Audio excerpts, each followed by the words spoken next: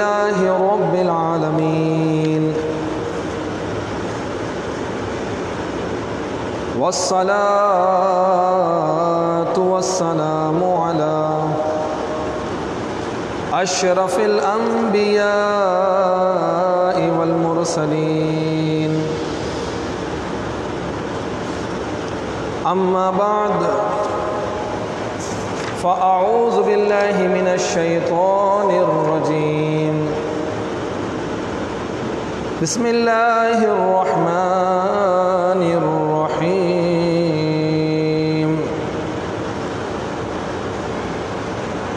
قال الله تبارك وتعالى في القرآن المجيد إن الصلاة كانت على المؤمنين كتابا موقوتا وجاء في الحديث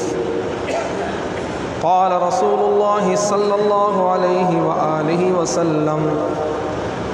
لا يؤمن أحدكم حتى أكون أحب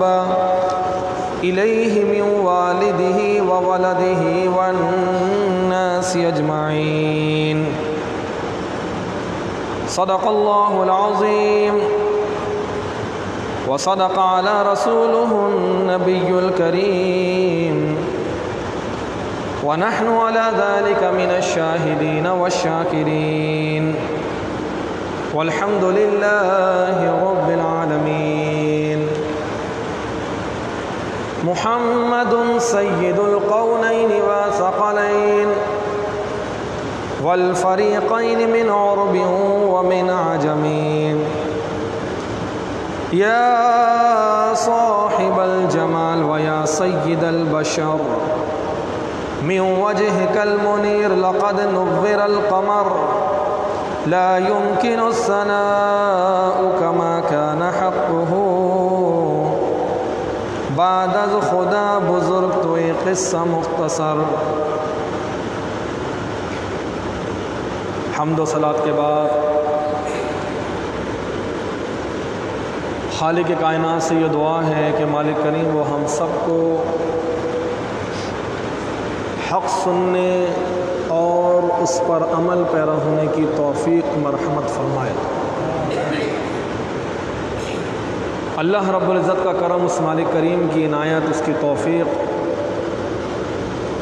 اس کا فضل امین کہ جس نے ہم سب کو ایک مرتبہ پھر اپنے دربار عالی شان میں حاضری کا شرف عطا فرمایا. اللہ رب العزت سے دعا ہے مالک کریم وہ ہم سب کی اس حاضری کو اپنی پاک بارگاہ میں شرف قبولیت عطا فرمائے اور ہم سب کے لیے یہ حاضری باعث برکت،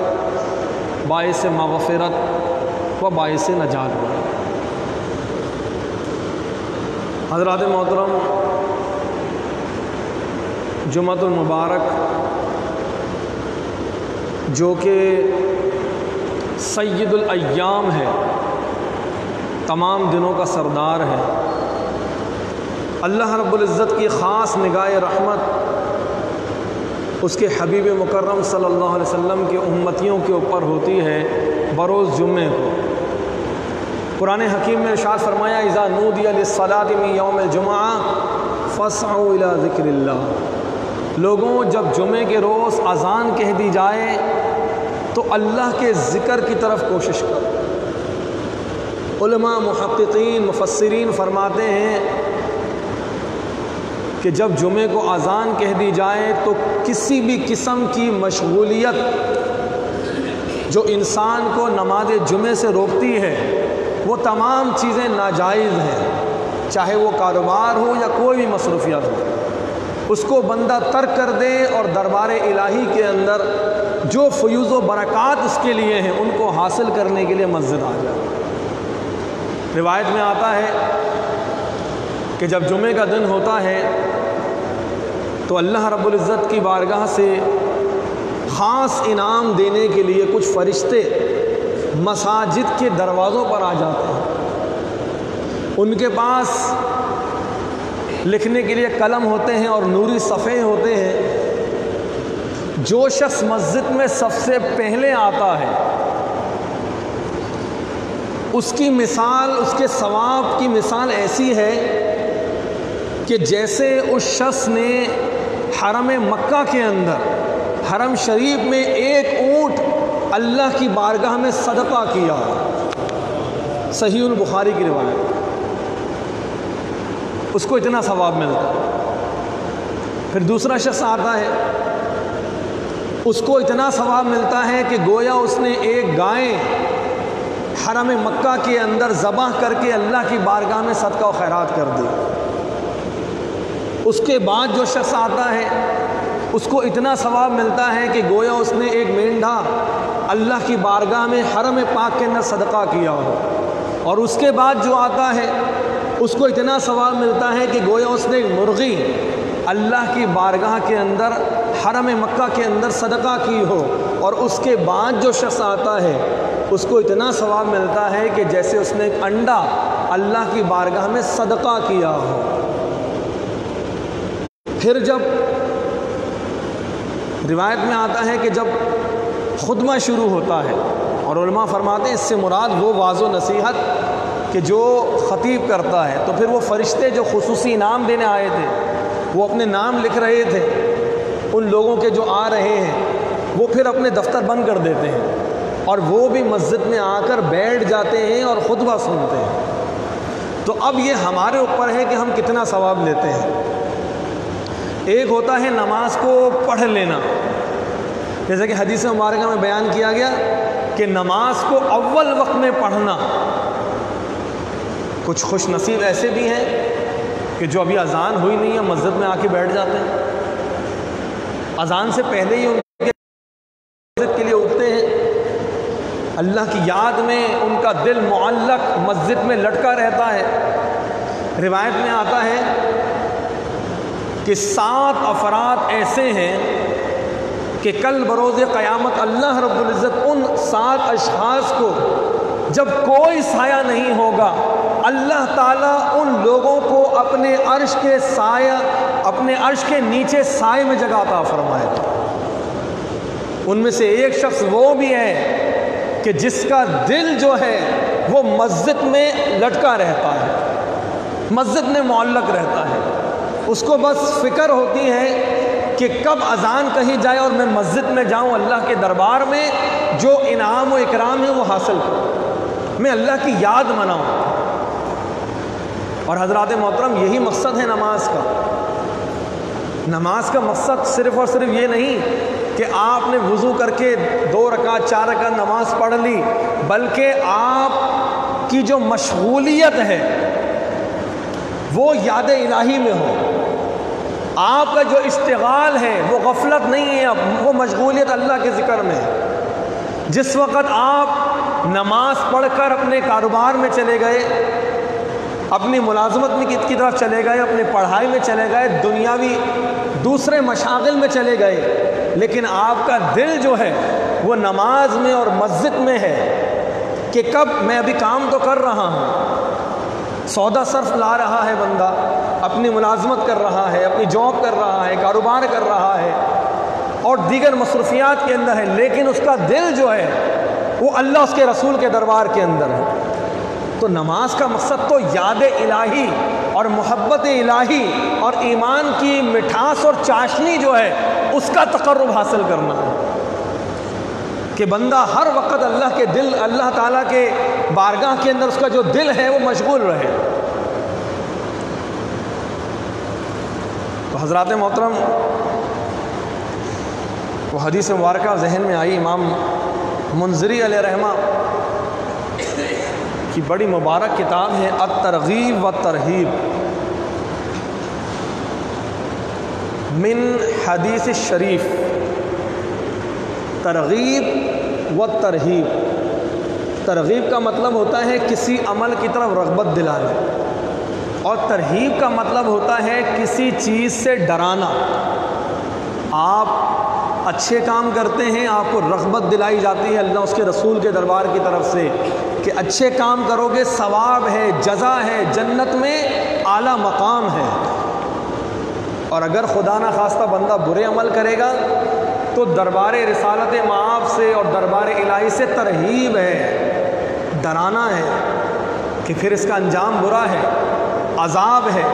جہنم ہے، یہ تمام معاملات ہیں۔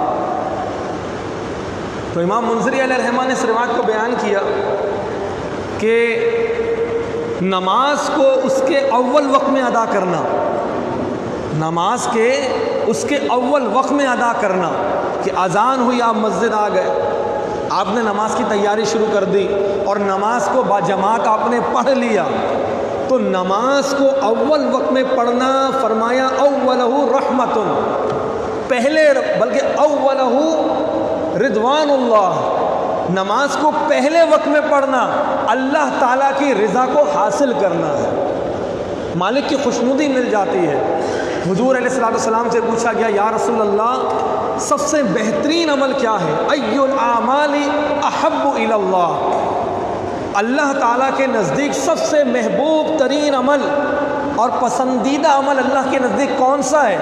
تو حضور نے فرمایا کہ نمازوں کو اس کے وقت پر ادا کرنا یہ اللہ کے نزدیک سب سے بہترین عمل ہے۔ تو اول وقت میں نماز پڑھنا اللہ کی رضا ہے۔ وَأَوْسَطُهُ رَحْمَةٌ،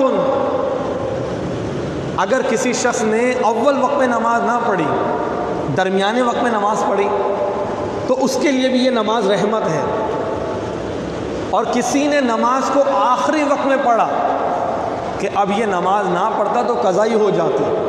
بعض اوقات ہم یہ کرتے ہیں نا کہ بس ابھی پڑھ لیں گے، ابھی پڑھ لیں گے، ابھی پڑھ لیں گے، تو پتہ چلتا ہے کہ 10 منٹ رہ گئے، 15 منٹ رہ گئے، وہ وقت جاتا چلا جاتا ہے۔ تو آخری وقت میں پڑھا تو آخری وقت میں کیا ہوگا؟ اب رضوان اللہ نہیں ہے، اب رحمت اللہ نہیں ہے، اب ہے عفو اللہ، اللہ تعالیٰ کی معافی نصیب ہوگی بس، کہ کم از کم آپ نے جو نماز پڑھ لی، وہ جو نماز کی فرضیت تھی وہ آپ نے ادا کر دی بس، لیکن اللہ کی رضوان سے، اللہ کی رضا سے اور اللہ کی رحمت وہ والا معاملہ یہاں پہ نہیں ہے۔ لیکن وہ خوش نصیب کہ جس نے نماز کو اول وقت میں ہی ادا کر لیا، اس کو اللہ کی طرف سے تینوں انعام مل گئے، اللہ کی طرف سے اس کو معافی بھی نصیب ہوئی، اللہ کی طرف سے اس کو رحمت بھی نصیب ہوئی، اور اللہ کی طرف سے اس کو اس کی رضا اور اس کی خوشنودی بھی حاصل ہو گئی۔ تو کیا ہی اچھا ہے کہ ہم بشیر و نذیر والے آقا صلی اللہ علیہ وسلم کے اس فرمان پر عمل کر لیں کہ نماز کو اس کے اول وقت میں ادا کر لیں۔ اور حضرات محترم، جو شخص نماز کو اول وقت میں ادا کرنا چاہتا ہے کہ میں نماز کو اول وقت میں ادا کر لوں، تو اس کا بہترین طریقہ کار ہے کہ نماز کو باجماعت پڑھیں۔ نماز کو باجماعت پڑھیں گے تو اول وقت میں ادا ہوگی، اور آپ نے جو نماز جماعت کے ساتھ پڑھی ہے، جو نماز آپ نے جماعت کے ساتھ پڑھی ہے، اس کا ثواب، وہ جو آپ نے تنہا نماز پڑھی تھی گھر میں یا کہیں پر بھی، وہ آپ کو جو نیکی ملی تھی جب آپ مسجد میں آ کے نماز پڑھتے ہیں، باجماعت پڑھتے ہیں، تو اللہ تعالیٰ ایک روایت کے مطابق آپ کو 25 گنا زیادہ ثواب عطا فرماتا ہے، اور ایک روایت کے مطابق آپ کو 27 گنا زیادہ اجر و ثواب اللہ رب العزت کی طرف سے مرحمت ہوتا ہے۔ اب ہمارے ہاتھ میں ہے، وہ مالک نے ہمیں زندگی دی ہے، اس مالک نے ہمیں صحت دی ہے، اس مالک کریم نے ہمیں توفیق میں رحمت فرمائی ہے، میں کب نماز پڑھنے آتے ہیں یہ ہمارے ہاتھ میں ہے، اور ہم جو ہیں عام نمازوں میں کب آتے ہیں یہ بھی ہمارے ہاتھ میں اللہ تعالیٰ نے اختیار دیا ہے کہ ہمیں زیادہ ثواب لینا ہے یا کم ثواب لینا ہے۔ حضرات محترم، یہ جو گھڑی کے اندر یہ جو سیکنڈوں کے وار ہے نا، یہ سیکنڈ چلتے ہیں ٹھک ٹھک کر کے، غالباً مولا علی نے فرمایا کہ یہ جو گزرتے ہوئے لمحے ہیں، ان کی مثال یوں سمجھو جیسے تلوار کے وار ہیں جو تمہاری زندگی کا جو درخت ہے اس کے اوپر یہ پڑ رہے ہیں۔ ہر لمحہ انسان کو موت سے قریب کر رہا ہے، اس کی عمر کتنی ہی ہے، ابھی اللہ نے ہماری عمر 30 سال رکھی، 20 سال رکھی، 10 سال رکھی یا 10 دن رکھی، یہ اگلی نماز کا ہمیں نہیں پتہ کہ نماز عصر ہمیں، بلکہ نماز جمعے کا ہمیں نہیں پتہ کہ وہ فرض ہم ادا کر پائیں گے یا نہیں کر پائیں گے۔ دیکھیں یہ تو اللہ تعالیٰ کو علم ہے کہ کب یہ روح قفس انصری سے پرواز کر جائے گی اور اس خواب غفلت سے ہم اٹھ جائیں گے۔ تو حضرات محترم، ہر وقت یہ آخرت کی فکر دامنگیر رہنا چاہیے۔ انسان کو جس طرح رزق تلاش کرتا ہے، اللہ تعالیٰ کا دیا ہوا رزق ہمیں تلاش کرتا ہے، اسی طرح موت کا وقت بھی ہمیں تلاش کر رہا ہے۔ اینما کنتم یدرککم الموت، لوگوں تم جہاں کہیں ہو موت تمہیں آ لے گی، یہاں تک کہ تم مضبوط قلعے میں کیوں نہ ہو۔ اور حضرات محترم، کل دربار الہی کے اندر اعمال کا سب سے پہلا سوال جو ہوگا وہ نماز کے بارے میں ہوگا۔ اس وقت ہم کیا جواب دیں گے کہ ہاں جب اذان ہوا کرتی تھی ہم تو اپنی مشغولیت اور بہت زیادہ تھی، ہمارے پاس ٹائم نہیں ہوتا تھا نماز پڑھنے کا۔ الحمدللہ یہ مسجدیں رمضان شریف میں بھر گئی تھیں، کما حق ہو تو نہیں بھری تھی، لیکن پھر بھی نمازیوں کی تعداد ماشاءاللہ ہو گئی تھی، اور رمضان سے پہلے بھی اچھا الحمدللہ یہ معاملہ تھا۔ لیکن اب حضرات محترم ہم دیکھیں تو پھر وہی حالات ہیں کہ مسجد میں ویرانیاں نظر آتی ہیں اور اس کا قصوروار ہم خود ہیں۔ یہ مسجدیں آباد کسی اور کو نہیں کرنی، ہمیں اور آپ کو ہی کرنی ہے۔ یہاں دربار الہی میں جو انعام و اکرام ہیں وہ ہمیں اور آپ کو ہی حاصل کرنے ہیں، وہ اللہ تعالیٰ نے ہمارے لیے رکھے ہیں۔ اور اگر ہم غفلتوں میں وقت گزارتے چلے جائیں، حضور رحمت للعالمین، سید المرسلین، خاتم النبیین، آپ کی محبت اور شفقت اس کا احاطہ ہم نہیں کر سکتے۔ حضرات محترم فرمان سنیے، حضور نے ارشاد فرمایا، حضور نے فرمایا لوگوں، جو لوگ مسجد میں نہیں آتے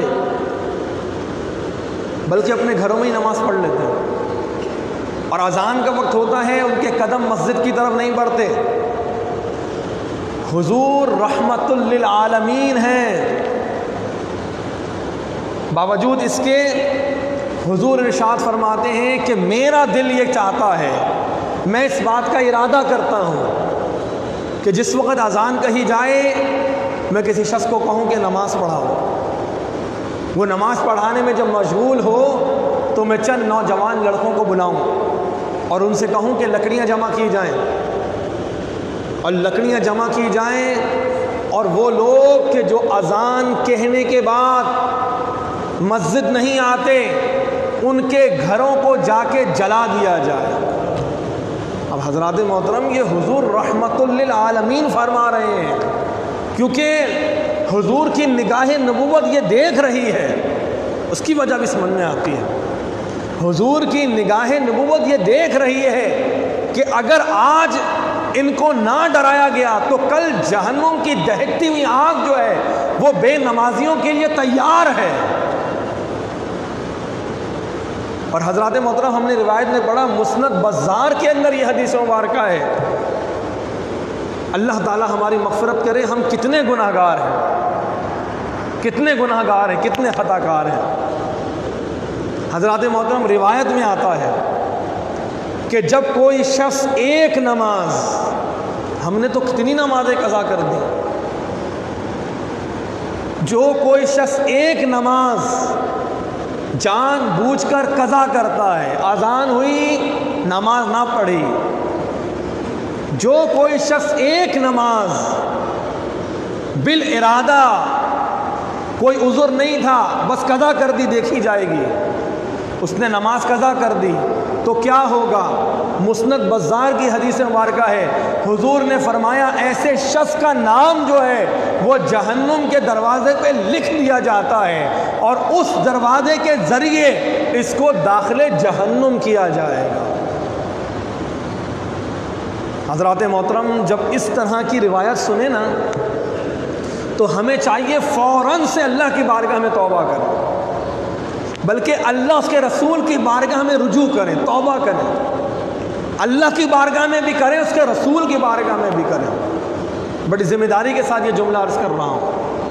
اللہ کی بارگاہ میں بھی توبہ کریں اور اس کے رسول کی بارگاہ میں بھی توبہ کریں۔ یا رسول اللہ، ندامت ہے آپ کے فرمان پر عمل نہ کیا، اے باری تعالیٰ تیری بارگاہ میں معافی کے طلبگار ہیں،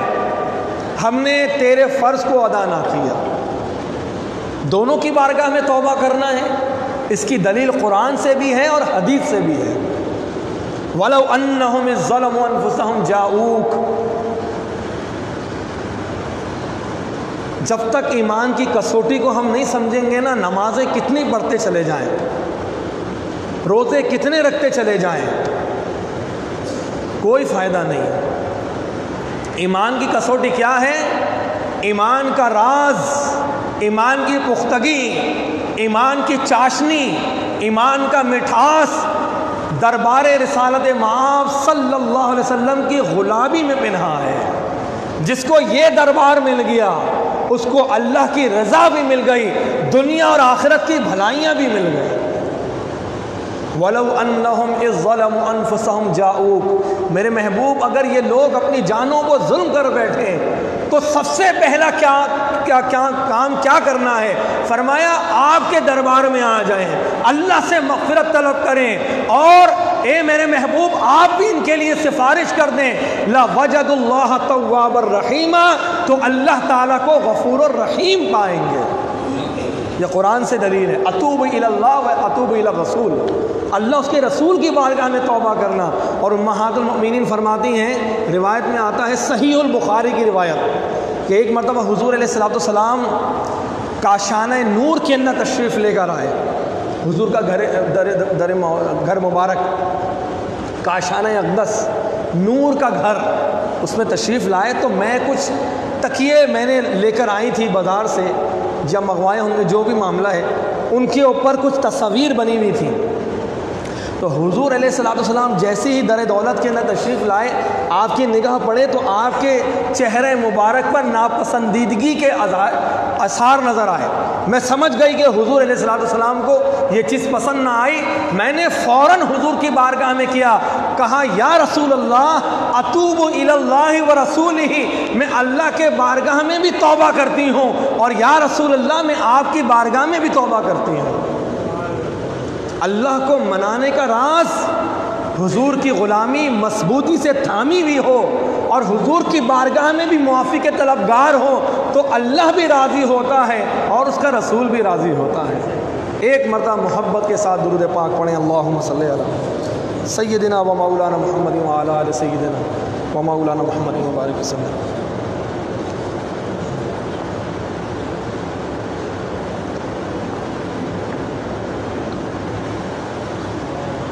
الحمدللہ۔ تو حضرات محترم، ایک نماز اگر جان بوجھ کر کسی نے قضا کی، اس کا نام جہنم کے دروازے پہ لکھ دیا جاتا ہے۔ حضور علیہ السلام نے ارشاد فرمایا لوگوں، جب میں معراج پر گیا نا تو وہاں پر میں نے کچھ لوگوں کو دیکھا، ان کے ساتھ کیا کہ ان کے سروں کو بڑے پتھر سے کچل دیا جاتا، وہ ٹھیک ہو جاتے پھر کچل دیا جاتا،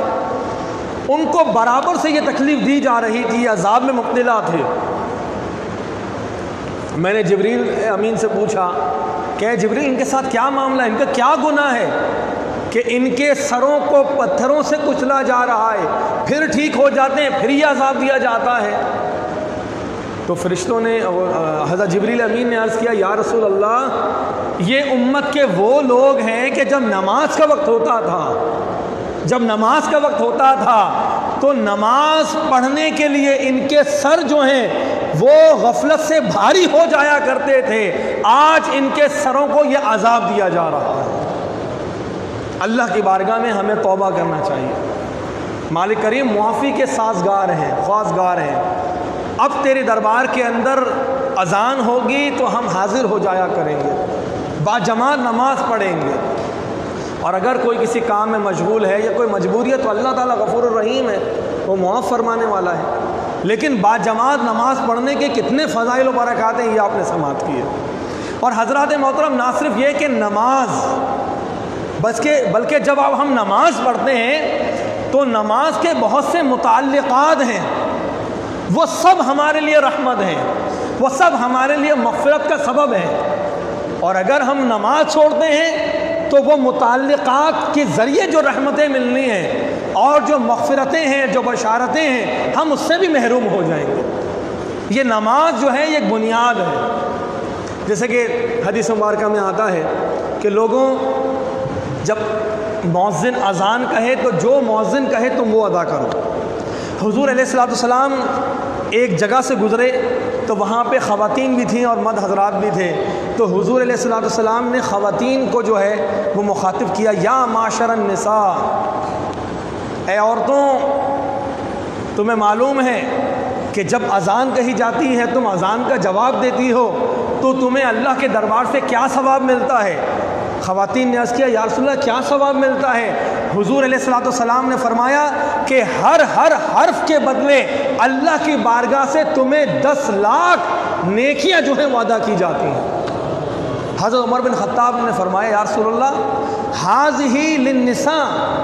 ومر رجال،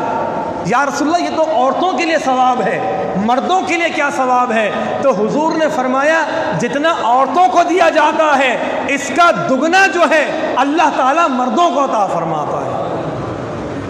حضور نے ارشاد فرمایا، لوگوں، جب تم میں سے کوئی شخص اذان سنے، اذان سننے کے بعد اس کا جواب دے، پھر حضور کی بارگاہ میں درود پڑھے اور حضور کے لیے وسیلے کی دعا کرے، یعنی اللہم رب ھذہ الدعوۃ التامہ، پوری دعا پڑھے، تو اللہ تعالیٰ جو شخص میرے لیے وسیلے کی دعا کرے گا، حضور فرماتے ہیں اس کے لیے میری شفاعت جو ہے اللہ تعالیٰ حلال فرما دیتا ہے۔ اور پھر حدیث میں فرمایا کہ جو شخص اذان سنے، اب دیکھیں یہ متعلقات نماز ہے، آپ نماز پڑھیں گے جو ثواب ملے گا وہ تو بے شمار، لیکن نماز کے متعلقات میں آپ کو کتنا ثواب مل رہا ہے۔ جو شخص اذان سنے اور اذان سننے کے بعد یوں کہے، اشہد ان لا الہ الا اللہ واشہد ان محمد عبدہ ورسولہ، میں اس بات کی گواہی دیتا ہوں کہ اللہ کے سوا کوئی عبادت کے لائق نہیں، اور محمد صلی اللہ علیہ وسلم اللہ کے رسول ہیں، اس کے بندے ہیں، بندے خاص ہیں، اس کے آخری رسول ہیں۔ اور پھر یوں کہے، رضیت باللہ ربا وبالاسلام دینا وبمحمد رسولا، کہ میں اس بات پہ راضی ہوا کہ میرا رب اللہ تعالیٰ ہے، میرے رسول حضور محمد صلی اللہ علیہ وسلم ہیں، اور میرا دین جو ہے وہ دین اسلام ہے۔ تو جو کوئی شخص اذان کے بعد یہ کہے گا، اس کی برکت سے اللہ تعالیٰ اس کے گزشتہ تمام گناہوں کو معاف فرما دے گا۔ کتنا بڑا ثواب ہے حضرات محترم۔ ایک مرتبہ محبت کے ساتھ درود پاک پڑھیں، اللہم صلی علی سیدنا و مولانا محمد وعلی آل سیدنا و مولانا محمد وبارک وسلم، صلاۃ و سلام علیک یا سیدی یا رسول اللہ۔ حضرات محترم، حضور نے فرمایا، لوگوں، کل بروز قیامت میں پہلا شخص ہوں گا۔ حضور نے فرمایا کہ حضور پہلے شخص ہوں گے کہ جو اللہ کی بارگاہ کے اندر سجدہ کریں گے، حضور پہلے شخص ہوں گے۔ حضور نے فرمایا کہ میں پہلا شخص ہوں گا کہ جو داخل جنت کروایا جاؤں گا، حضور سب سے پہلے داخل جنت ہوں گے۔ اور حضور علیہ السلام نے فرمایا کہ کل بروز قیامت جب نفسا نفسی کا عالم ہوگا، میں اپنے امتیوں کو تمام امتوں کے اندر پہچان لوں گا۔ حضرت نوح علیہ السلام سے لے کے حضور کی امت تک جتنی بھی امتیں ہوں گی، حضور فرماتے ہیں میں تمام امتوں کو پہچان لوں گا، اور اپنی امت کو پہچان لوں گا، اپنی امت کو پہچان کر اللہ کی بارگاہ میں ان کے لیے سفارش کروں گا، شفاعت کروں گا۔ تو حضور سے پوچھا گیا یا رسول اللہ اتنے لوگ ہوں گے، اتنی امتیں ہوں گی، آپ اپنے امتیوں کو کیسے پہچانیں گے؟ تو حضور نے فرمایا غر محجلین، میں اپنی امت کو ان کے پیشانیوں کے چمکنے سے پہچانوں گا، میں اپنی امتیوں کو ان کو وہ جو اعضائے وضو دھوتے تھے اس کی چمک اور دمک کے ذریعے پہچانوں گا۔ حضور نے فرمایا لوگوں جب میری امت اس دنیا کے اندر جب وضو کرتی ہے، جب وضو کرتے ہیں اور وضو کے لیے اعضاء دھوتے ہیں، چہرہ دھوتے ہیں، ہاتھ دھوتے ہیں، سر کا مسح کرتے ہیں، پاؤں دھوتے ہیں، تو اللہ تعالیٰ اس وضو کی برکت سے ایک تو گناہوں کو معاف فرماتا ہے، یہ ایک الگ بات ہے۔ وضو کرنے کے بعد جو شخص، روایت میں آتا ہے کہ جو شخص وضو کرنے کے بعد وہ شخص یوں کہتا ہے اشہد ان لا الہ الا اللہ واشہد ان محمد عبدہ ورسولہ، تو اللہ تعالیٰ وضو کرنے کی برکت سے، اس کے کلمہ تشہد و رسالت پڑھنے کی برکت سے اس کے گناہوں کو بھی معاف فرماتا ہے اور جنت کے 8 دروازوں کو کھول دیتا ہے کہ اس کو اختیار ہے جس دروازے سے چاہے وہ داخل جنت ہو جائے، کیونکہ اس نے جنت کا راستہ تو کھول دیا ہے۔ اب یہ وضو کیا ہے، نماز پڑھے گا، اللہ کی بارگاہ میں توبہ کرے گا، اقامت کرے گا، تو اس کے لیے جنت کے 8 دروازے کھول دیے گئے ہیں۔ لیکن یہ کب ہے؟ جب ہم یہ نیکی کریں گے۔ تو حضرات محترم حضور نے فرمایا میں اپنی امتیوں کو کیسے پہچانوں گا؟ وہ جو اعضائے وضو دھوتے ہیں، ان دھونے کی برکت سے کل بروز قیامت میری امت کو یہ امتیاز اور میری امت کو یہ انفرادیت حاصل ہوگی کہ اللہ تعالیٰ ان کے اعضائے وضو کو چمک اور دمک عطا فرمائے گا۔ کتنی ہی امتیں ہوں گی، میرے آگے بھی لوگ ہوں گے، پیچھے بھی ہوں گے، دائیں بھی ہوں گے، بائیں بھی ہوں گے، لیکن میں اپنی امتوں کو پہچان لوں، اپنی امت کو پہچان لوں۔ تو حضرات محترم اب ہمیں چاہیے کہ اب نیکیوں کی طرف آ جائیں۔ وہ جملہ میں دوبارہ دہراتا ہوں کہ حضرات محترم دیکھیں رمضان میں مسجدیں ہم نے آباد کر دی تھیں، پہلی صف سے لے کے آخری صف تک ہمارا جوش ایمانی جو ہے وہ مسجدیں بھر گئی تھیں۔ اب کیا ہو گیا کہ مسجدیں ہم نے ویران کر دی؟ ہمارا قصور ہے یہ۔ ہم اپنے آپ کو دیکھیں، ہم نے خطا کی ہے، ہم نے یہ غلطی کی ہے، اب ہمیں ہی اللہ کی بارگاہ میں معافی طلب کر دیں۔ کتنی آزمائشوں کا سامنا ہمارے سامنے ہے۔ حضرات محترم وہ ربیع الاول کا مہینہ، وہ ٹڈی دل نے حملہ کیا تھا، وہ اللہ کی طرف سے ایک اشارہ تھا، وما نرسل بالآیات الا تخویفا۔ اللہ فرماتا ہے کہ ہم کوئی نشانی بھیجتے ہیں وہ اس لیے بھیجتے ہیں تاکہ اپنے بندوں کو ڈرائیں۔ ہم ڈرتے کیوں نہیں ہیں؟ اور اس کے بعد پھر یہ ایک مرتبہ سورج گرہن ہوا، اس واقعے کے بعد وہ بھی اللہ کی طرف سے ایک نشانی تھی، ہماری بات سمجھ میں نہیں آئی۔ اس کے بعد یہ کرونا کے معاملات چلتے رہے، ابھی تک چل رہے ہیں، ہمارے بات سمجھ میں نہیں آئی۔ اس کے بعد پھر ٹڈی دل نے حملہ کیا ہے، تو یہ بھی قرآن حکیم میں اس کا ذکر ہے، یہ بھی اللہ کی طرف سے ایک امتحان ہے، ہمارے اب بھی بات سمجھ میں نہیں آئی۔ بے شمار واقعات ہو رہے ہیں، کئی جانیں جا رہی ہیں، ہمارے ساتھ رہنے والے لوگ انتقال کر رہے ہیں، لوگ ایسی بیماری میں مبتلا ہو گئے کہ 3 دن لگتے ہیں کہ انسان جو ہے وہ عالم آخرت کی طرف کوچ کر جاتا ہے، اور اس کے نہ کوئی عمر کی قید نہیں ہے، وہ بچہ بھی جا رہا ہے، بزرگ بھی جا رہا ہے، نوجوان بھی جا رہا ہے، اب بھی ہماری بات سمجھ میں نہیں آتی، ہمارا دل یاد الہی سے اب بھی غافل ہے۔ ابھی یہ آندھی کے معاملات بھی سن رہے تھے، آندھی آ کے بھی چلے گئی۔ دیکھیں حضور علیہ السلام آپ رحمت للعالمین ہیں، اللہ رب العزت نے آپ کو اختیار عطا فرمائے ہیں، آپ جو فرما دیں اللہ تعالیٰ اس کو کر دیتا ہے۔ کاشانہ نور کا ایک واقعہ میں آپ کو عرض کروں کہ حضور علیہ السلام اپنے در دولت میں ہیں، جب کبھی آندھی آتی آندھی تو حضور کی طبیعت مبارک کے اندر چینجز ہوتی۔ روایت میں آتا ہے کہ حضور کبھی آگے جاتے اور کبھی پیچھے آتے، جیسے کوئی شخص پریشان انتظار میں نہیں ہوتا ہے، کبھی اس طرح ٹہل لگاتا ہے، اس طرح ٹہل لگاتا ہے، حضور ایسے ٹہل لگانا شروع کر دیتے۔ تغیر لونہ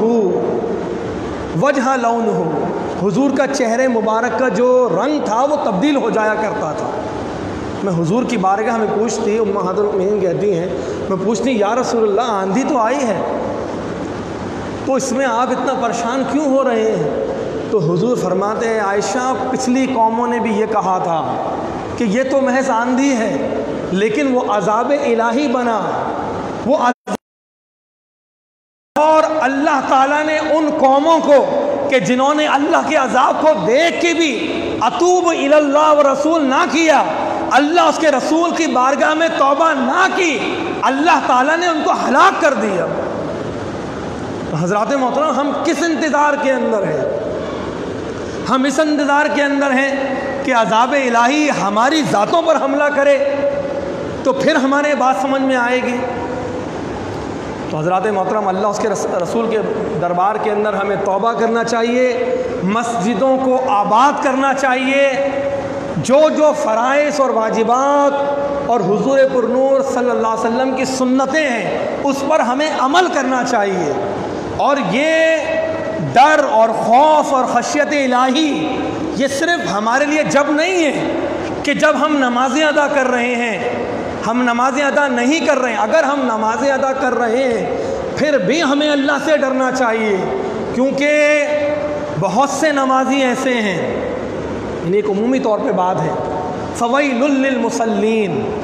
ہلاکت ہے ایسے نمازیوں کے لیے کہ جو اپنی نمازوں سے غافل ہیں، یا تو نماز پڑھ رہے ہیں دکھاوے کی نماز ہے، یا نماز تو پڑھ رہے ہیں لیکن اپنی ذات سے ہر شخص کو تکلیف دے رہے ہیں، حرام اور حلال کے اندر ہمیں کوئی تمیز نہیں ہے کہ ہمارے کمائی کے ذرائع کا کیا ہے، ہمارے پاس جو پیسہ آ رہا ہے یہ حلال کا پیسہ ہے، کہیں یہ رشوت تو نہیں، کہیں یہ بدنیتی کا پیسہ تو نہیں ہے، کہیں یہ سود کا پیسہ تو نہیں ہے، کہیں ہم کسی کا مال تو غصب نہیں کر رہے۔ ہمارے استاد محترم پروفیسر اعظم نوری صاحب یہاں پر ایک بات کہتے ہیں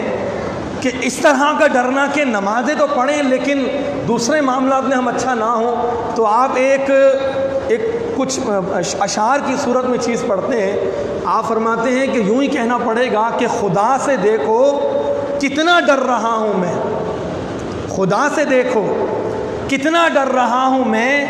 تجوری جیب دونوں بھر رہا ہوں میں، ہاں نمازی ہوں میں پکا 5 وقتہ، نمازی ہوں میں